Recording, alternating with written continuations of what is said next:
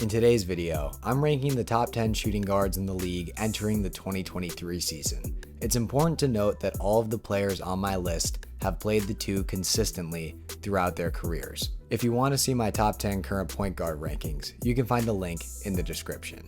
Without further ado, let's get into it. Number 10, Klay Thompson. Thompson barely squeaked into the bottom of this list over a group of young, talented shooting guards like Jalen Green, Anthony Simons, and Tyler Hero, and he's here because of his efficiency. After a relative dip in shooting in 2021, Klay bounced back last year, hitting 41.2% of his threes on 10.6 attempts per game, averaging just fewer than 22 points on a nightly basis. There were occasions where Klay really started to show his age throughout the season, and it's only a matter of time before he cedes his spot in the top 10 to a younger player. However, as of now, he deserves a spot on this list. Number 9, CJ McCollum. This is an interesting one because everyone knows CJ is a shooting guard, and that's what he's consistently listed at. However, last year he operated as the Pelicans point guard, and it looks like that's going to be the case again in 2023. So, if you want to eliminate him from this list, that's fine in my books. However, proceeding like he is a shooting guard, McCollum deserves a spot on these rankings. He's never been the guy on a team, operating as the second or third option behind players like Damian Lillard, Brandon Ingram, and Zion Williamson. However, CJ knows how to play his role to perfection, averaging 21 points, 6 assists, and 4 rebounds per game last season while shooting 39% from 3. He may not be the flashiest player on the floor, but you can always count on his production. Number 8, Desmond Bane. Bane took another significant step forward after his 2021 breakout campaign, bumping his points average from 18.1 to 21.5 while still shooting over 40% from behind the arc. The sharpshooter also hit another level with his playmaking, averaging 4.4 assists per game. That's going to be desperately needed with Ja Morant suspended for the first 25 games of the season. Marcus Smart is now in the fold, but the Grizzlies' offense should go through Bane until Ja comes back. If he continues on his current trajectory, I wouldn't be shocked to see Bane average close to 24 points per game next year with an expanded usage rate and work his way up the list in these rankings.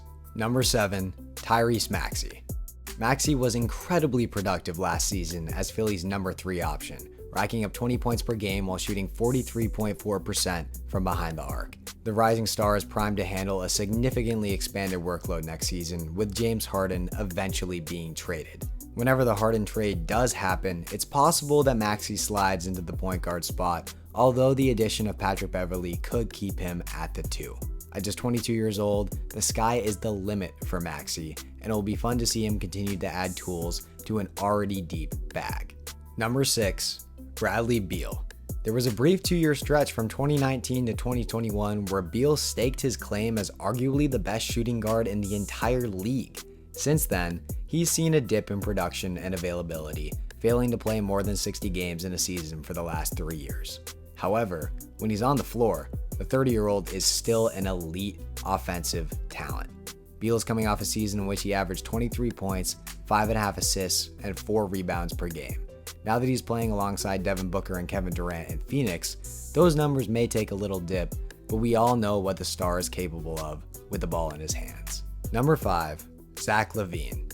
An athletic freak who has developed into a legitimate 3-level scorer, LaVine provides everything you could ask for from a star shooting guard.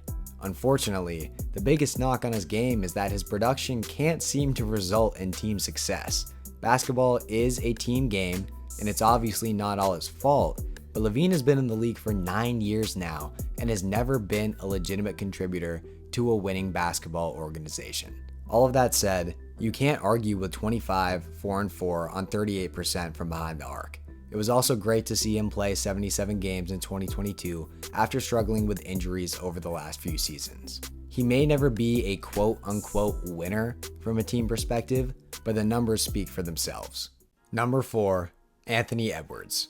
Give it a year or two, and Edwards should be contending for the top spot on this list. The 22-year-old took a massive step forward last season, averaging 24.6 points, 5.8 rebounds, and 4.4 assists per game, while also contributing on the defensive end with 1.6 steals per contest.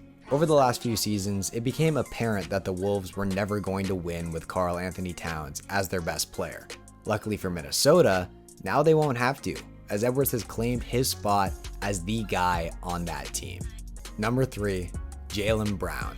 Fresh off signing the richest contract in NBA history, Brown is an extremely divisive player among fans in Boston and the entire league. At just 26 years old, his talent is undeniable. Jaylen transformed his game from relying on elite athleticism to adding one of the NBA's best middies, along with decent production from behind the arc, although that's still a work in progress. By now, every NBA fan has seen the compilation of Brown turning the ball over while trying to go left in the playoffs. While that's obviously a concern, I believe it's being overblown by a lot of people. When you compare Jaylen's usage rate and turnover stats to other stars in similar situations, he actually matches up really well.